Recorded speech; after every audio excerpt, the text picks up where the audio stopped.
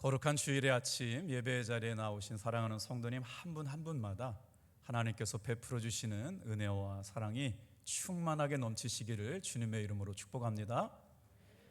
오늘 저는 요한복음 14장 19절에서 21절까지의 말씀을 가지고 내 인생 가장 소중한 가르침이란 제목으로 말씀의 은혜를 나누려고 합니다.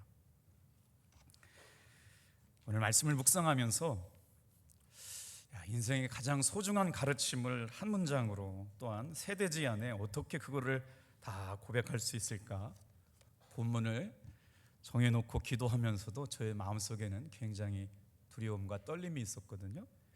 여러분, 본문 말씀을 천천히 한번 다시 읽어보도록 하겠습니다. 19절부터 21절까지요 같이 읽을게요. 시작. 조금만 있으면 세상은 다시 나를 보지 못할 것이로되 너희는 나를 보리니 이는 내가 살아있고 너희도 살아있겠음이라. 잠깐만요. 이 말씀의 밑줄을 어디다 그어야 할까요? 내가 살았고 너희도 살리라. 그것을 너희가 보리라. 20절이요 시작. 그날에는 내가 아버지 안에 너희가 내 안에 내가 너희 안에 있는 것을 너희가 알리라. 21절. 나의 계명을 지키는 자라야 나를 사랑하는 자니 나를 사랑하는 자는 내 아버지께 사랑을 받을 것이요 나도 그를 사랑하여 그에게 나를 나타내리라. 예수님을 보지 못하고 살아가는 시대에 예수님을 보리라. 예수님 안에 너희가 알리라. 그가 너에게 나타내시리라. 오늘 이런 은혜가 저와 여러분들에게 여러분 충만하게 임하시기를 주님의 이름으로 축복합니다. 인간은 자신의 인생의 문제를 해결할 수 없다는 연약함을 가지고 살아가죠. 여러분은 오늘 어떤 인생의 문제를 가지고 주님 앞에 나오셨어요? 우리의 삶은 내 힘 가지고 해결할 수 없는 인생의 문제가 있다는 거예요. 그게 바로 뭐냐면 죽음의 문제이죠. 죄의 문제이고 질병의 문제이고 고통의 문제입니다. 아무리 노력도 해보고 힘도 써보고 애도 써보지만 이 문제를 내가 해결하기는 불가능합니다. 이럴 때 하나님께서 우리에게 베풀어 주시는 은혜가 있습니다. 제가 공부할 때 한국생명의 전화에서 하상원 박사님하고 지금 사진 한 장 보여드릴까요? 이화여자대학교 이광자 교수님이신데 저분이 어떤 일을 했냐면요, 도박 중독자들, 도박 자살자들, 도박 유가족 가족, 자살 유가족을 돕는 일들을 했어요. 제가 공부를 끝내고 국무총리실에 도박 중독 예방위원으로 활동하게 될 때 국무총리 산하의 회의를 참여하면 저분이 위원장님이 되셔가지고 사행사업관리위원단의 위원장님이셨거든요. 우리 감리교 이화여자대학교 교수님이었고요. 저분이 이야기한 내용들이 오늘 이 말씀을 풀어가는 키워드로 생각해 보려고 합니다. 우리나라 대한민국의 5대 사망 원인이 뭔지 혹시 여러분 아세요? 자살이래요. 우리 경제는 다른 나라 사람들이 부러워하듯 경제는 성장했고 몸은 건강해졌는데 영적인 문제는 바닥을 치고 있다. 영적인 문제가 바닥을 치고 있음으로 말미암아 오늘을 살아가고 있는 대한민국 사람들은 큰 정신적인 아픔을 가진 채 살아가고 있다는 거예요. 그 영적인 바닥이 문제가 어떻게 드러나냐면 이 교수님 말씀이에요. 죽고 싶다라고 말하는 사람들과 그럼에도 불구하고 삶을 이어가는 사람의 분명한 특징이 있다는 거예요. 죽고 싶다라고 하는 생각을 할 때 그럼에도 삶을 이어가는 사람이 있고 죽고 싶다는 생각을 실행하는 사람이 있다는 것이죠. 그런데 저 교수님이 연구를 해보니까 죽을 수밖에 없는 상황 가운데 그럼에도 불구하고 살아난 사람들의 공통적인 특징이 있었는데 그들은 바로 예수를 믿는 사람들이었다는 거예요. 그러니 이 예배 시간이 얼마나 귀합니까, 여러분? 그냥 교회만 왔다 갔다 하는 것도 귀하지만 예수님을 인격적으로 고백해서 나는 구원받은 하나님의 사람입니다. 나는 정말 예수님의 생명으로 변화된 하나님의 사람입니다라고 고백하는 고백이 있어야 이 험한 세상, 죄로 문제, 죽음의 문제, 고통의 문제, 질병의 문제로부터 자유할 수 있는 사람이 될 수 있다는 거죠. 오늘 이런 인생의 문제를 가지고 살아가는 사람들에게 들려주시는 내 인생 최고의 소중한 가르침이 있다면 무엇일까? 세 가지를 묵상해 보려고 그럽니다.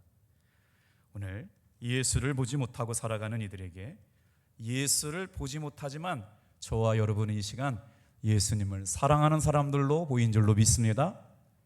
그렇게 고백하시는 분만 크게 아멘 해볼게요. 할렐루야. 근데 오늘 본문 말씀을 묵상하면서 이런 생각이 들어요. 알게 되리라, 너희는 나를 보리라.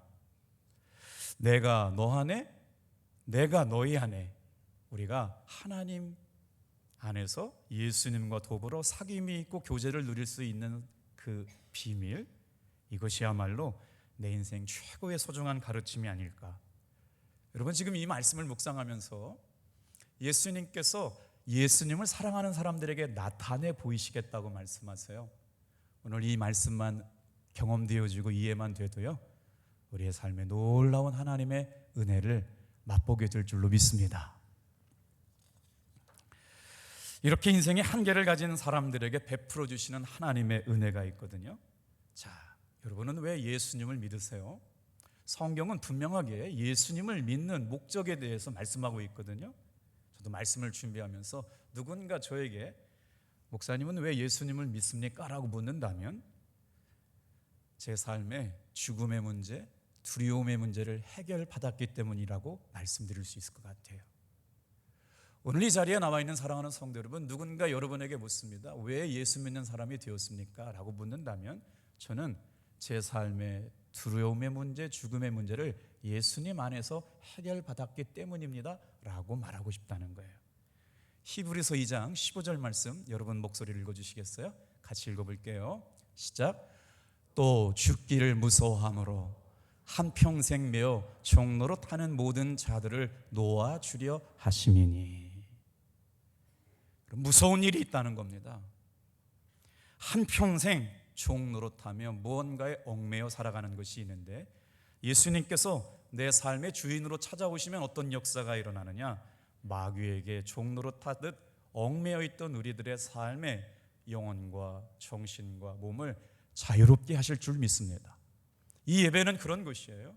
그냥 교회 마당만 밟고 돌아가는 것이 아니라 죽기를 무서워함으로 한평생 종로로 타던 자들을 놓아주려 하심이라. 오늘 이 비밀이 풀어지는 시간 되기를 축복해요. 제가 강원도에서 목회할 때 참 여러 가지 어려운 일들을 만났습니다. 처음 교회를 갔을 때 수요일 날 저녁에 5분 정도가 계셨고요, 주일날 기다리면서 열심히 설교했더니 한 12분 정도가 모였고, 그때부터 저의 초년병 목회가 시작되었거든요. 정말 좋은 목사가 되고 싶었는데 그럼에도 불구하고 참 부족함이 많았던 것 같아요. 그래서 그때마다 우리 감리교 목사들에게 주어졌던 중요한 명령이 있거든요. 첫 번째가 뭐냐면 죽을 준비예요. 두 번째가 설교할 준비고요, 세 번째가 이사갈 준비예요. 그런데 웨슬리 목사님이 평상시 이런 말씀을 하셨어요. 웨슬리 목사님이 마지막 남기신 말씀이 세 마디를 같이 한번 묵상해 볼까요? 영국의 웨스트민스터 사원에 웨슬리 목사님의 찰스 웨슬리하고 존 웨슬리를 기념하기 위해 세워진 기념비가 있는데, 웨슬리 목사님이 목회를 다 마치고 나서 세 마디를 하셨는데, 그 유명한 마디 첫 번째가 세계는 나의 교구다. 영국으로만 한 개 지어져 있는 것이 아니라 전 세계가 요한 웨슬리 목사님의 선교 교구였다고 말씀하신 것. 두 번째는 하나님께서 당신의 일꾼을 땅에 묻으셨지만 당신의 일은 계속될 것이다. 여러분, 우리의 인생은 죽음으로 끝나지 않습니다. 사명이 있는 한 우리의 삶은 계속 이어져 가게 될 줄로 믿습니다. 그리고 나서 웨슬리 목사님께서 돌아가시기 전에 사랑하는 사람들을 다 모아놓고 뭐라고 얘기하셨냐면 저 세 번째 말씀이에요. 세상에서 가장 좋은 것은 하나님께서 우리와 함께 하신다는 것이다. 사랑하는 성도 여러분, 오늘 이 시간 저와 여러분에게 가장 좋은 것은 이 예배 시간 하나님께서 우리와 함께 하시는 것임을 믿으시길 바랍니다. 말씀을 준비하는데 찬양 한 곡이 계속 제 뇌리를 따라왔어요. 부탁을 드려도 될까 모르겠어요. 내 인생 요정 끝내요. 잘 들어보세요. 내 인생 요정 끝내요. 강 건너 언덕 이를 때 하늘 문 향해 말하리 예수 인도하셨네. 그 다음 같이요. 매일 발걸음마다 예수 인도하셨네. 나의 무거운 죄 짐을 모두 벗고 하는 말 예수 인도하셨네. 이렇게 한 번 하면요 눈물이 안 나는데요, 한 번 하고 두 번 하고 한 번 하고 두 번 하면요 오늘을 살아가는 게 예수님의 은혜라니까요. 이게 아멘이 세게 나와야 되는데 오늘 살아가는 게 예수님의 은혜입니다. 우리 인생에게 가르쳐주시는 내 인생 최고의 가르침 세 가지를 묵상하려고 그러는데, 첫 번째, 다 같이 한번 따라해 주세요. 예수님 안에 사는 겁니다. 제가 별명이 하나 있어요. 초등학교 5학년 6학년 때 친구들이 붙여준 별명이에요. 제가 별로 좋아하지 않는 별명인데요, 새끼 목사래요. 어렸을 때부터 저는 그냥 목사였어요. 그런데 어리다고요 새끼 목사라고 그래요. 또 여러분 또 길거리 가다가 새끼 목사라고 부르면 재수없어요. 곤란해져요. 그런데 왜 그랬냐면요, 제가 목사가 되고 나서부터 저는 진짜 좋은 목사가 되고 싶었어요. 저는 초등학교 6학년 때 목사가 될 거라고 생각을 하고 살아본 적이 없는데 친구들이 저를 계속 새끼 목사라고 불러서 목사가 되어야 되나 보다 하고 결단 내린 게 고3이었거든요. 그런데 목사가 되면 막연하게 무슨 생각을 했냐면 진짜 좋은 목사님이 되고 싶었어요. 지금도 마찬가지고 그렇게 26년이 지나갔는데 제 마음속에 남은 마음이 뭐냐면요, 예수님의 사랑, 예수님의 능력, 예수님의 권세, 예수님의 순결이 그렇게 설교하는 것처럼 왜 제 삶의 능력이 드러나지 않는가. 수많은 날을 좌절하고 낙심하고 절망하기도 했죠. 가르치면서 그 복음이 내 삶의 실제 능력이 되는 진짜 목사의 삶 말이에요. 그래서 이 말씀을 전하는 저에게도 아침에 일어났는데 마귀가 속삭여요. 옆에 분하고 한번 해볼게요. 너나 잘하세요. 설교하는 김석균 목사야, 너나 잘하고 살아. 너 그렇게 못 살잖아. 그러면 목회 그만두고 배추 장사 해야 돼요. 호떡 장사 해야 되고 꽈배기 장사 해야 되는데 제가 배추 작업하러 가봤거든요. 죽다 살았어요. 호떡 장사 아무나 하는 거 아니에요. 그런데 그러면 우리는 어떻게 살아가죠? 그래서 오늘 저와 여러분에게 주시는, 다 같이 한번 따라해 볼게요. 예수님 안에서 사는 것. 건축을 끝내고 나서 1억 3천 부채가 있을 때, 지금이야 우리 교회 실력이면 1억 3천 한 달에도 다 갚잖아요. 그때 저에게 1억 3천의 부채는 엄청 큰 인생의 도전과도 같은 빚이었어요. 얼마나 가슴이 그 빚 때문에 두근두근 거렸는지, 앉으면 돈 생각, 빚 갚아야 된다, 앉으면 심장이 알아서 벌렁벌렁 거려요. 여러분들 집에 다 10억 20억 있으니까 1억 3천 정도는 껌이라 별로 생각이 안 들지만, 그때 제가 강원랜드 도박 중독자들을 위한 자살 예방 활동으로 강원랜드 카지노 앞에서 10년 동안 길거리 전도를 했거든요. 굉장히 의미 있는 일이라고 주변 분들이 아무도 하지 않았지만 저는 그게 주님이 저에게 맡겨주신 일이라고 생각을 해서 토요일 날 무슨 일이 있어도 새벽기도 끝나고 10년을 그 자리를 지켰거든요. 근데 그러다가 알게 된 사실이 우리 동네에 도박 때문에 1년에 90명이 자살한다는 걸 깨닫게 된 거예요. 알게 된 거예요. 정산경찰서에다 정보 공개를 요청했더니 세상에 우리 교회에 12월 19일 날 1998년 12월 19일 날 카지노 도박 중독자가 제가 목회하고 있는 사복 충만한 교회에서 목을 매는 사건이 일어나게 된 거예요. 정말 마음이 아팠어요. 정말 눈물이 나가지고요, 제가 설교를 못했어요. 제가 자살 예방 생명중증에 관한 논문으로 박사학위를 받았는데 죽고 싶은 사람 15분만 만나면 내가 살릴 수 있었는데, 제발 좀 목사 거기서 목 매달릴 것 같으면 나도 좀 한 번만 만나고 가지. 제가 그 사람을 지키지 못했다는 마음으로 굉장히 마음 아플 때 유기성 목사님께 제가 편지를 드렸어요. 목사님, 대한민국 안에 여러분 1년에 90명이 자살을 한다고 그러면 얼마입니까? 3년이면 거의 세월호 사건 같은 일이 매년마다 반복되는 일이길래 이 편지와 이 상황을 이해해 줄 수 있는 대한민국 목사가 누구일까를 생각해 보니까 유기선 목사님밖에 없으시겠더라고요. 참 그렇게 그분이 응답을 해 주셔가지고요, 저희랑 여름에 진짜로 집회가 있었거든요. 그때 몇 분이 내려왔냐면요, 선한목자 교우들 500명이 카지노 앞에서 길거리에서 찬양하고 기도하고 무릎 꿇고 이 죽음의 영, 슬픔의 영, 이 죄악의 관연한 땅이 하나님의 땅이 되게 해달라고 기도했던 그때를 잊을 수가 없어요. 3박 4일 동안 목사님하고 같이 계시면서 하도 목회를 잘하시고 우리 감리교회 존경받는 목사님 그러면 유기성 목사님 그러니까 제가 여쭤봤죠. 목사님, 목회를 어떻게 그렇게 잘하세요?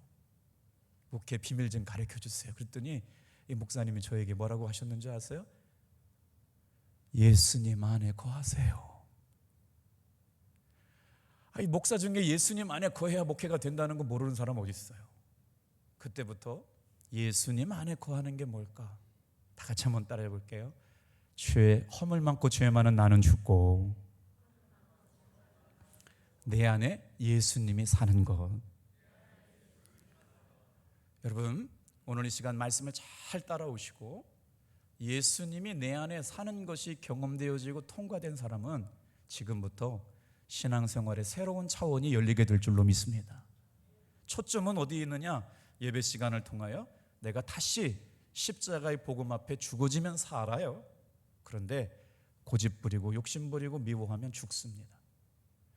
설명을 드리는데 이 복음을 깨닫고 신앙생활하는 사람이 있는가 하면 이 비밀을 깨닫지 못하고 살아가는 사람들이 많아요. 오늘 이 자리에 나와 있는 사랑하는 성도 여러분, 내가 죽고 내 안에 사시는 예수 그리스도를 모시고 사귀며 살아가는 것이 무엇인지를 오늘 예배 시간에 분명하게 깨닫게 되기를 축복합니다. 인간의 본성 안에는 아담의 타락 이후로부터 죄가 우리의 삶에 깃들어 있습니다. 그래서 그냥 본성된 인간의 내면에는 내버려 두면 죄의 열매를 맺고 살아가요. 육신의 열매를 맺고 살아간다라고 하는 겁니다. 예배 시간마다 우리가 회복해야 될 것은 바로 뭐냐? 우리 안에 내면이 바뀌는 역사입니다. 말씀을 듣고 찬양을 듣고 기도를 통해서 우리의 삶의 예배 시간마다 어떤 변화가 일어나느냐? 여러분, 가장 중요한 변화는 내 내면에 예수의 생명으로 살아나는 역사가 일어나게 될 줄로 믿습니다. 그래서 예수님의 영이 우리 가운데 들어오면 예수의 생명이 우리의 믿음의 씨앗으로 들어오게 될 때 우리의 삶의 존재론적인 변화가 일어나게 되는 것이죠. 여러분, 교회 예배 시간마다 교회를 나와주신 것은 감사하지만 예배 시간마다 저와 여러분의 전 존재와 인격이 바뀌는 놀라운 은혜 가운데 있기를 주님의 이름으로 축복합니다. 그래서 예배는 사느냐 죽느냐의 문제예요. 우리가 인생을 살아가면서 가장 중요하게 깃들어야 될 정신이 있다면 주일 성수신앙입니다. 가장 귀하게 붙들어야 될 말씀이 있다면 예배 시간마다 여러분 영이 살아나고 깨어 있어야 합니다. 어떻게 하나님을 만나는 시간에 졸을 수가 있겠어요? 여러분의 인생이 바뀌어져 가는 시간에 여러분 나태한 마음으로 하나님의 말씀을 들을 수가 있을까요? 오늘 19절 20절 말씀을 다시 한번 볼까요? 같이 읽겠습니다. 시작. 조금 있으면 세상이 다시 나를 보지 못할 것이로되 너희는 나를 보리니 이는 내가 살아있고 너희도 살아있겠습니다. 그날에는 내가 아버지 안에 너희가 내 안에 내가 너희 안에 있는 것을 너희가 알리라. 예수님이 돌아가시고 나면 어떻게 예수님을 볼 수 있나요? 예수님이 존재해 보이시지 않는 지금 이 시간에 우리는 예수님을 어떻게 보게 되죠? 그런데 요한복음 말씀하고 있습니다. 다 같이 한번 따라해 볼게요. 너희는 나를 보리라. 여러분, 예수님을 보고 사시고 계신가요? 이 예배 시간에 너희는 나를 보리라고 말씀하여 주셔서 교회에 나와 있는데 언제 우리는 예수님을 보면서 살아가고 있나요? 너희는 알리라.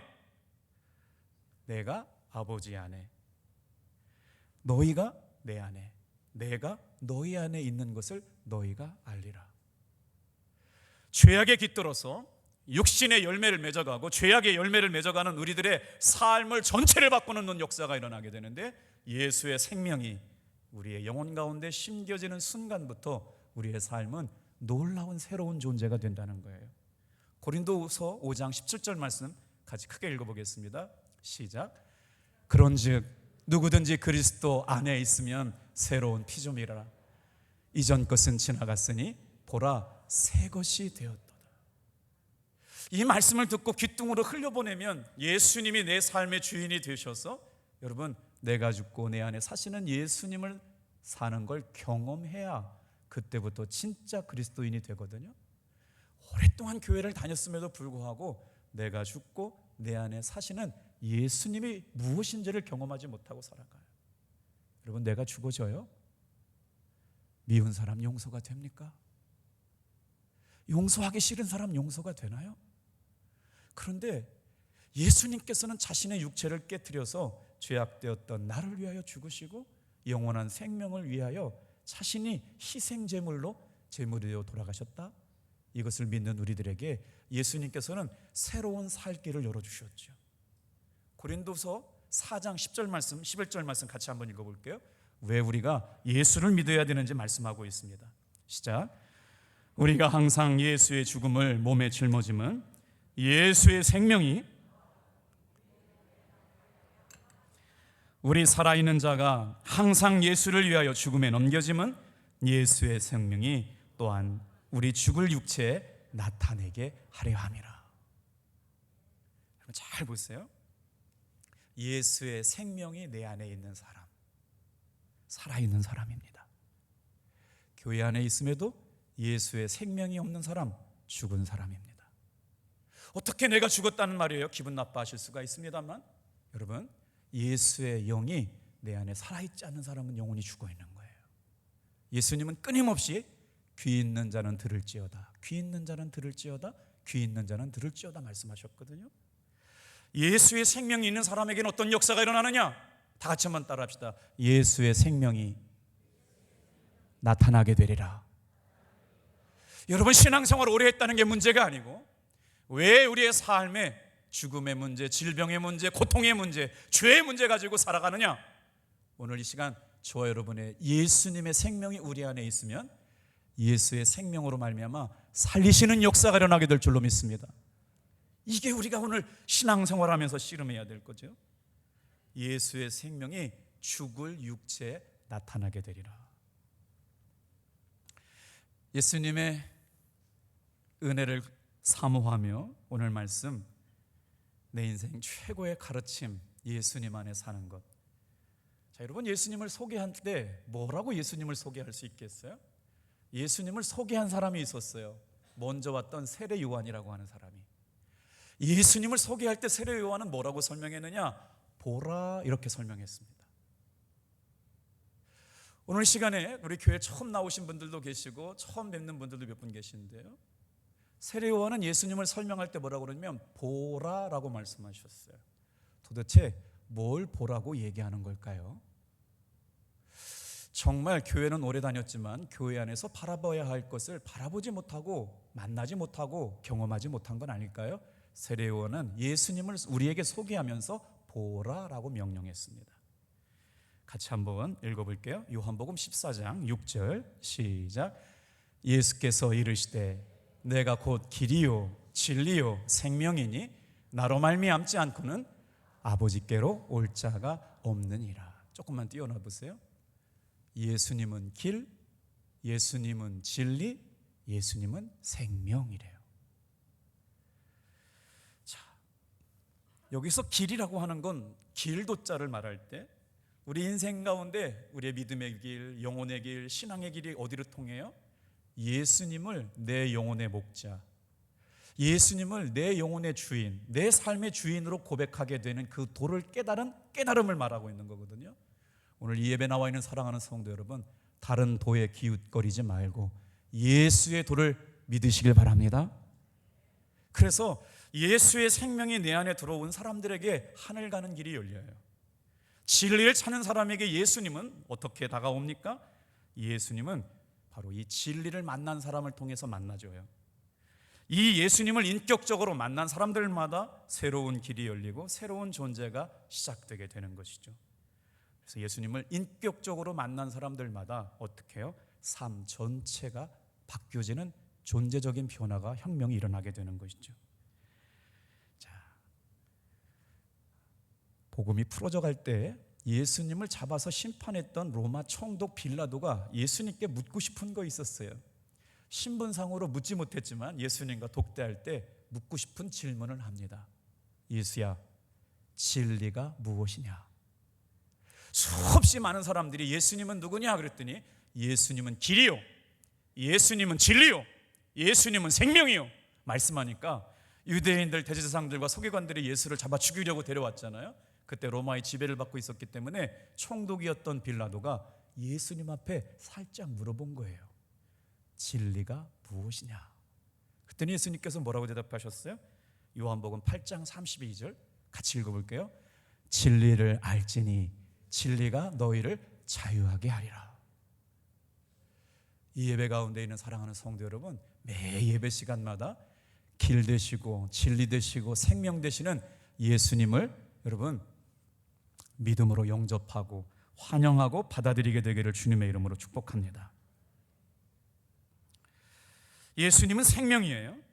예수님을 믿을 때 새로운 생명이 우리 가운데 들어오면서 예수님의 생명은 하나님의 생명입니다. 그리고 예수님의 생명은 영원한 생명이에요. 예수님이 우리 인생 가운데 가르쳐 주신 놀라운 은혜 뭘까요? 두 번째 말씀 다 같이 한번 따라해 볼게요. 말씀과의 만남을 통해서 예수님을 만납니다. 제가 목회하면서 늘 읽으면서 위로받고 도전받고 힘을 얻는 책이 있거든요. 여러분 휴가 가시면서요, 저 책들 한번 사주시고 읽어보시고요, 자녀들에게 읽혀보세요. 너무너무 귀한 책이거든요. 자, 저 책 카피가 어떻게 되어 있냐면 이렇게 되어 있어요. 기적과 감사를 만드는 내 인생의 가장 강력한 무기는 무엇일까요? 성경 암송과 말씀 묵상이래요. 어떤 책은 수명이 아주 짧은 책이 있죠. 여러분이 보고 있는 성경책은 수명이 아주 긴 책입니다. 여러분, 하나님의 말씀의 수명은 영원합니다. 하나님의 말씀은 중단이 없어요. 하나님은 어떻게 우리를 만나주시느냐? 말씀을 통해서 우리에게 만나주시거든요. 그래서 예수님이 보이지 않는 시대 너희는 보리라, 예수님을 알 수 없는 시대 너희는 알리라, 예수님을 깨닫지 못하고 살아가는 시대 너희는 내가 너희에게 나타나리라. 여러분, 예수의 생명이 있어야 살게 될 줄로 믿습니다.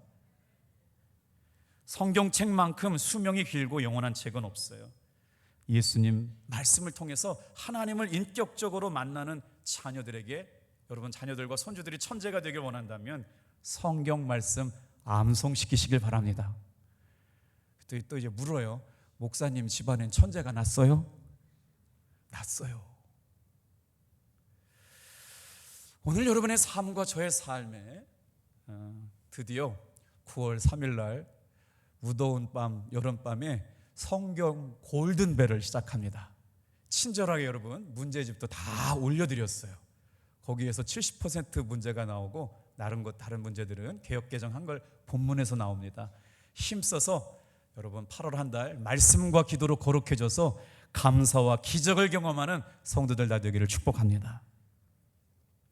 자, 히브리서 11장 3절 말씀 같이 한번 크게 읽어볼게요. 시작.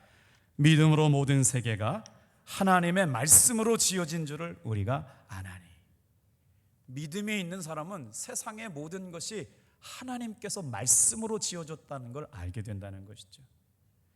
보이는 것은 나타난 것으로 말미암아 된 것이 아니라 하나님의 말씀으로 인해 창조됐다는 것이죠. 여러분, 주일날 예배는 그런 거예요.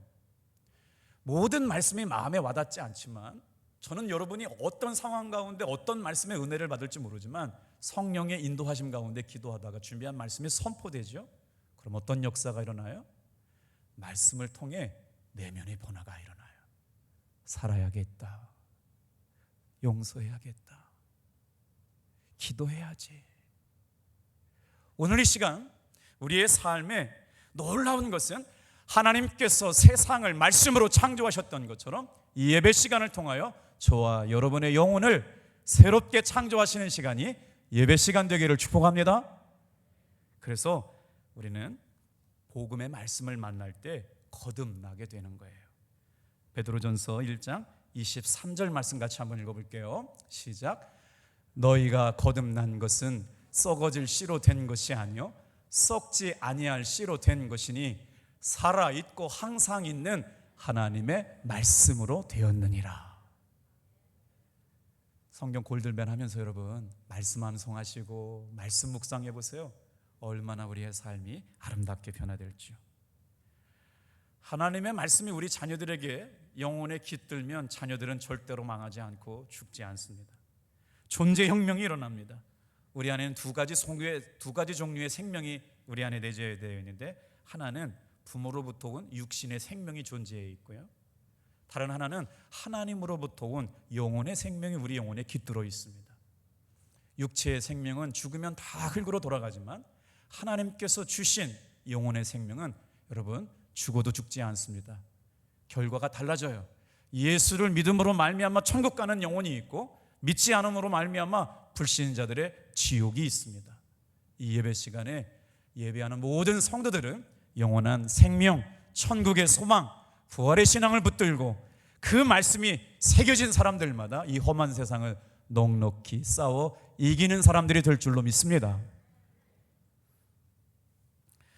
죄로 인하여 영이 죽어 멸망하게 될 우리를 구원하시려고 예수님께서는 이 땅에 오셨어요. 내가 죽어야 할 몸을 입고 예수님께서 죽으신 거죠. 그래서 예수님을 믿고 영접하면 예수님을 통해 우리의 삶에 영원한 생명이 주어집니다. 진정한 생명인 영생은 하나님과의 사귐을 통해 우리에게 주시는 것이기에 다 같이 한번 따라해 볼까요? 예수님 안에서 사는 것, 예수님은 말씀으로 만나집니다. 요한복음 17장 3절 말씀 같이 한번 읽어볼게요. 시작. 영생은 곧 유일하신 참 하나님과 그가 보내신 자 예수 그리스도를 아는 것이다. 예수님이 어떻게 보여집니까? 예수님이 어떻게 경험되어집니까? 예수님이 내 삶에 어떻게 나타납니까? 진짜 예수의 생명이 있는 사람들은 예수의 생명으로 삽니다. 예수의 생명이 그와 더불어 나타나게 된다는 거죠. 예수의 생명을 소유하지 못한 사람은 육체의 생명이 끝나는 순간 모든 것이 다 무너진다고 생각하지만, 여러분 예수의 생명을 얻은 사람은 육신의 죽음이 진정한 죽음이 아니라 영혼의 죽음을 두려워하며 살아가기 때문에 지금이야말로 생명 되신 예수 그리스도를 믿음으로 받아들여서 저와 여러분의 영혼이 살아나기를 주님의 이름으로 축복합니다. 요한복음 1장 14절 말씀 같이 읽어볼게요. 시작. 말씀이 육신이 되어 우리 가운데 거하심에 우리가 그의 영광을 보니 아버지의 독생자의 영광이요 은혜와 진리가 충만하더라. 오늘 무슨 말씀을 묵상하고 있는지 여러분 기억나세요? 우리 인생 가운데 가장 중요한 가르침이 뭘까요? 예수님 안에 사는 것 말입니다. 허물 많고 죄 많은 내가 죽어지고 내 안에 예수님이 주인 되어주시면 어떻게 되는 역사가 일어나느냐? 살 중에 살이요 뼈 중에 뼈인 사람들이 가정을 이루어 살아갑니다.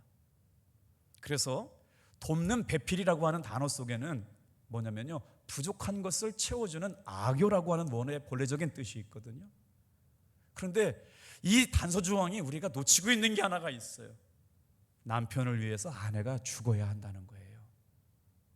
아내를 위해서 남편이 죽어야 할 때 서로가 가정 천국을 이루게 될 수 있다는 거예요. 그런데 여러분, 죽는 것도 잘 죽어야 합니다. 다 같이 한번 따라해 볼게요. 예수님 안에 죽어야 삽니다.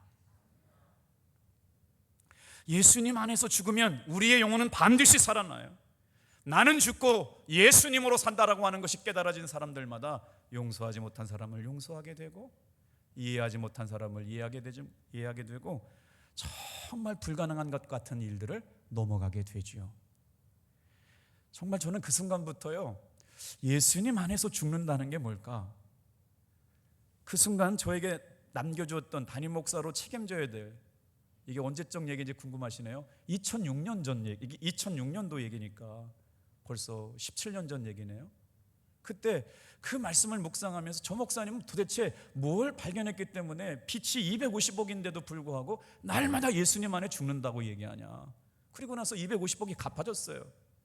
500명 모이는 교회가 10,000명이 넘어갔어요. 지금은 2만 명, 3만 명 나가고 유기성 목사님 설교만 나가면 전국에서 100만 뷰가 클릭이 돼요.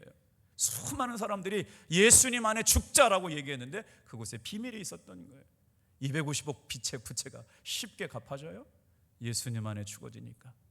그 목사님이 쓰신 책을 보면 해외 집회 갔다 오다가 비행기가 내리지 않기를 바랬대요. 교회 가면 250억을 갚아야 되는 숨가쁜 삶이 되어가지고 날마다 비행기 안에서 예수님 나는 죽었습니다, 주님이 해결해 주세요. 그러고 나면 어떤 분이 1억 헌금하고 또 어떤 분이 3억 헌금하고 그 250억을 갚아나가는 생생한 간증이 죽었대. 오늘 저와 여러분이 이 말씀을 듣고 그냥 예배 시간이 끝나면 이건 몰라요. 다 같이 한번 따라해 보세요. 내가 죽어야 예수님이 삽니다. 이 비밀 말이에요. 마지막으로 여러분 한번 따라해 주세요. 진정한 행복은 예수님 안에 있습니다. 다른 곳에서 어떤 행복도 구할 수가 없어요. 예수님 안에서 참된 행복이 있는 줄로 믿습니다. 걱정이나 염려 없이 살아가는 사람 누가 있을까요? 초등학교 유치원생 5살, 6살한들한테 물어봤대. 너희는 걱정이 뭐니? 그랬더니 대답했대. 인생에 살기가 참 어렵다고. 초등학교 5살, 6살짜리들이 걱정할 게 뭐가 있어요? 인생이 살기가 어렵대요, 그 녀석들도. 웨슬리 목사님은 자신의 일기에 모든 걱정과 염려를 벗어나는 유일한 방법이 뭐냐? 다 같이 한번 따라해 볼까요? 예수님 안에서 평안을 누리시오. 그래서 1980년 3월 7일 웨슬리 목사님의 일기에는 내 평생 77년을 사는 동안 수많은 고통과 고난을 경험했지만 하나님의 은혜로 단 하루도 우울한 날이 없었다. 할렐루야. 예수님 안에 살아가는 사람에게 단 하루도 자신의 우울한 삶이 없었다고 말씀하세요. 예수님 안에서 행복하기를 원하시는 분들, 우리 한번 말씀 묵상해 볼까요? 요한복음 14장 27절 말씀이네요. 같이 읽어보겠습니다. 시작. 평안을 너희에게 끼치노니 곧 나의 평안을 너희에게 주노라. 내가 너희에게 주는 것은 세상이 주는 것 같지 아니하니라. 너희는 마음에 근심하지도 말고 두려워하지도 말라. 예수님 안에서 평안하시기를 주님의 이름으로 축복합니다. 베드로 사도도 말씀했어요. 베드로전서 5장 7절 말씀 시작. 너희 염려를 다 주께 맡기라. 이는 그가 너희를 돌보심이라. 오늘 예배 가운데 있는 사랑하는 성도 여러분, 마음을 맡기는 사람들을 돌보시고 지키실 줄로 믿습니다. 말씀을 정리할게요. 감사 노트 들어보셨죠? 세상에 우리 대한민국에는 감사 노트만 있는 게 아니라 걱정 노트가 있거든요. 인터넷에서 팔더라고요. 오늘부터 저기에 뭐라고 써 있냐면, 아무래도 예수님 믿는 사람이 쓴 거 책 만든 책 같아요. 쓸 때마다 걱정이 사라지고 자유롭게 됩니다. 그래서 걱정을 써놓고 그 걱정을 묵상하면서 예수님 이 걱정을 어떻게 이겨나갈까요? 말씀 묵상하면 사라지게 될 줄로 믿습니다. 아멘 하신 분들은요, 지금부터 걱정 노트를 쓰시다가 언제 그만두냐면 추수감사 때 감사노트로 바꾸세요. 감사노트가 있어요. 153 감사노트. 사랑하는 성도 여러분, 예수님 안에 있을 때 행복합니다. 영적으로 거듭나는 사건, 내 영이 살고 내 육이 죽어지고 중생과 거듭나는 사건, 예수의 생명이 내 내면으로 돌아올 때 살리는 역사가 일어나게 될 줄로 믿습니다. 과거에 나는 죽고 내 안에 사시는 예수의 영으로 충만하게 살아가시는 모든 믿음의 성도들 다 되기를 축복해요. 베드로전서 1장 8절 9절 읽고 마칠게요. 같이 읽어보겠습니다. 베드로전서 1장 8절 9절 시작. 예수를 너희가 보지 못하였으나 사랑하는도다. 이제도 보지 못하나 믿고 말할 수 없는 영광스러운 즐거움으로 기뻐하니 믿음의 결국은 곧 영혼의 구원이라. 기도하겠습니다.